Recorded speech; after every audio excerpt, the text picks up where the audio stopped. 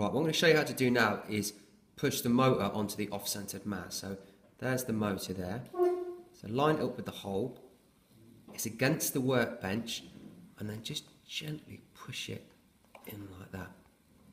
Now you can see, as the plastic is clear, you can see the motor spindle has gone all the way through. And then when that spins, it will make the jitterbug jitter. Now when you've done that,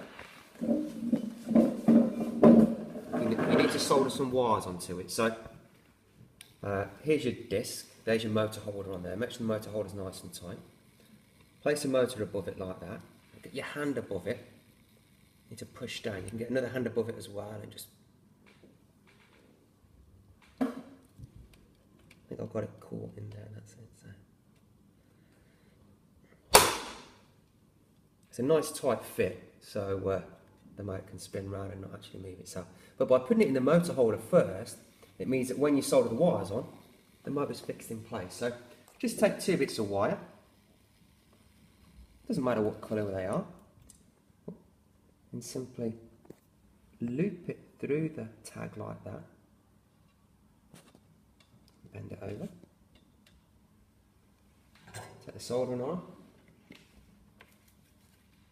and again put it on the connection. 1, 2, 3. Just melt some soldering like that. I mean, you don't have to spin, I don't know whether I can spin it around, I don't think I can, but there you can see. And then take the other wire and feed it through the hole. I'll try and do it so I can show you. So through the hole, and bend it over like that. And heat it from underneath.